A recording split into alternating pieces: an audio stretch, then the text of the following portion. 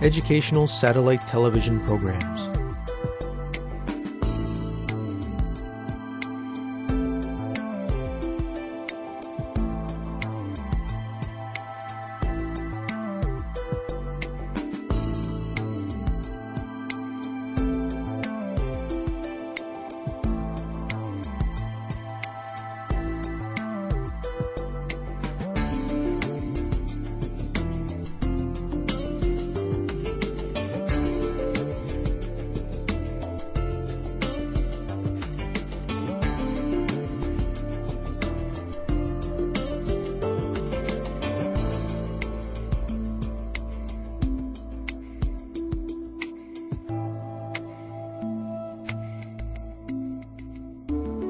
Hello, teacher.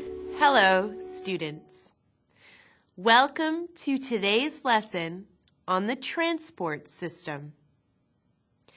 In our last lesson, we looked at aerobic and anaerobic respiration.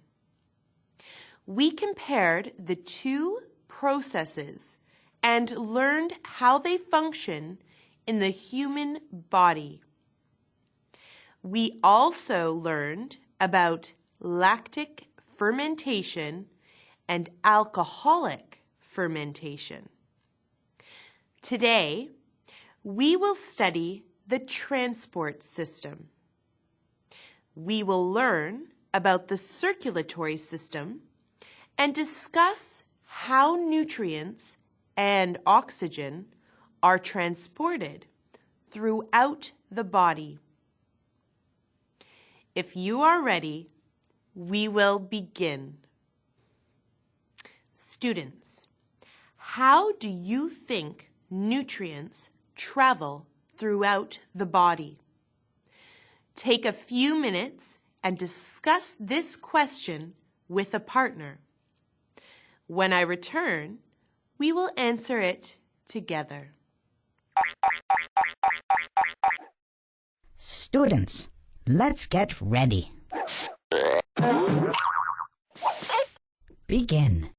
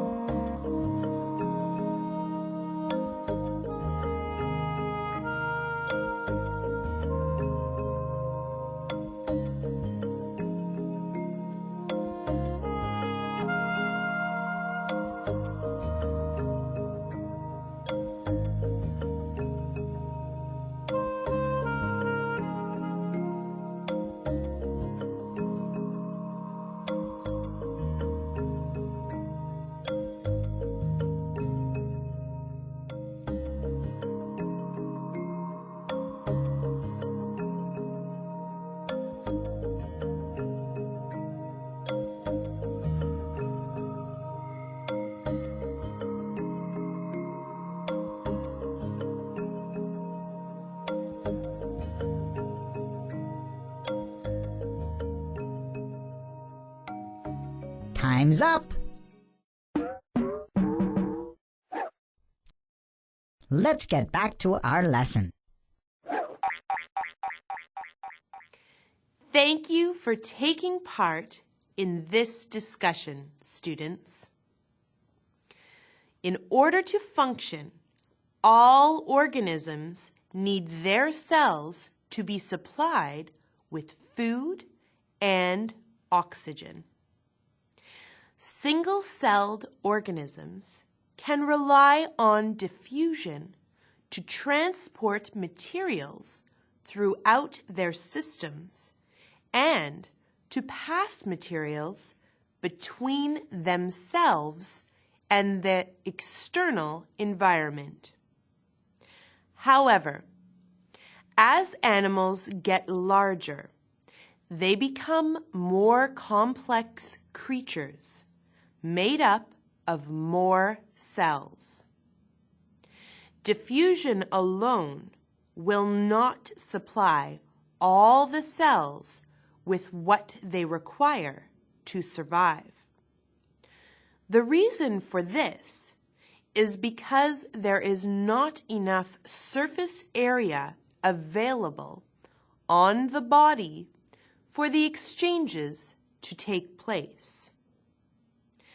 Diffusion takes place through the surface area, but has to reach the innermost cells within the organism.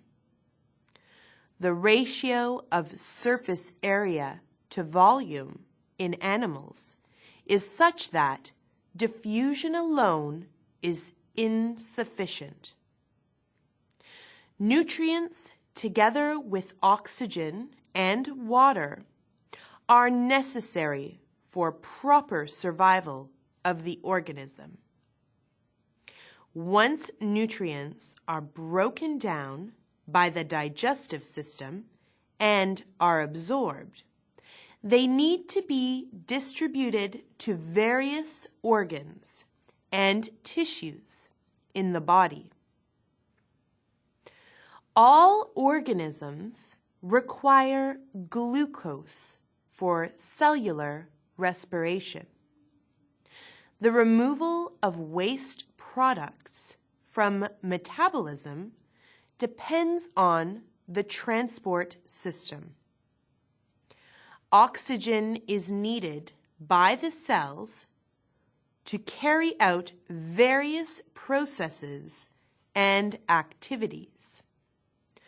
Also, different chemicals that are produced in certain areas of the body need to be transported to other parts of the body that need them in order to function. A more intricate transport system is required. The human transport system is called the blood circulatory system. It contains 3 elements: blood vessels, the heart, and the blood. The heart is the pump that pushes the blood to move through the arteries and veins. Blood from the heart and lungs passes through the arteries and carries with it oxygen and nutrients. The oxygen and nutrients are distributed into the many organs and cells through smaller blood vessels called capillaries. After distribution, the blood goes into the veins and takes waste products with it. Carbon dioxide and other chemical wastes are eliminated by the organs responsible for the proper waste excretion. The transport system contains double circulation. This means that 2 transport systems within the body carry blood from the heart to the lungs and back again, and throughout the entire body and back again. Double circulation provides a very effective way of getting oxygen into the blood and then delivering it to all the cells. Pulmonary circulation transports oxygen-depleted blood away from the heart to the lungs and returns oxygenated blood back to the heart. Systemic circulation transports oxygenated blood away from the heart and to the rest of the body. It then returns oxygen-depleted blood back to the heart. Systemic circulation is, distance-wise, much longer than pulmonary circulation, transporting blood to every part of the body. We can see how the heart pumps blood into pulmonary and systemic circulation. The blue or low oxygen blood that you see returns from part of the body and is pumped out to the lungs to receive oxygen. Red or oxygenated blood returns from the lungs and is pumped out into the body to supply the tissues. Students, let us do an activity. Can you name the 3 elements involved in the circulation system? Students, let's get ready. Begin.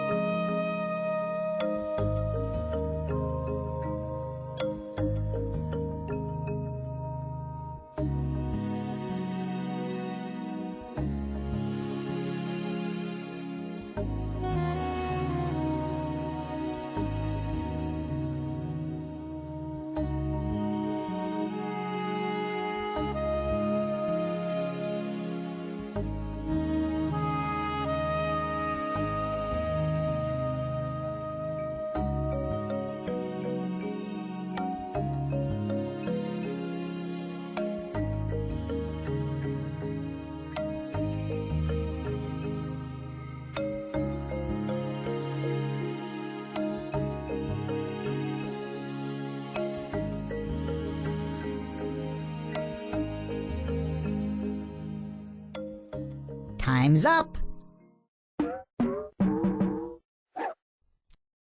Let's get back to our lesson. Welcome back, students. If you said the blood vessels, the heart, and the blood, then you are correct. Great job. The human circulatory system works very efficiently to allow the blood to get fully oxygenated in the lungs before it is delivered to the different parts of the body. We have time for one last activity. Students, using the information we have just learned about the circulation system, choose the best answer. Students, let's get ready. Begin.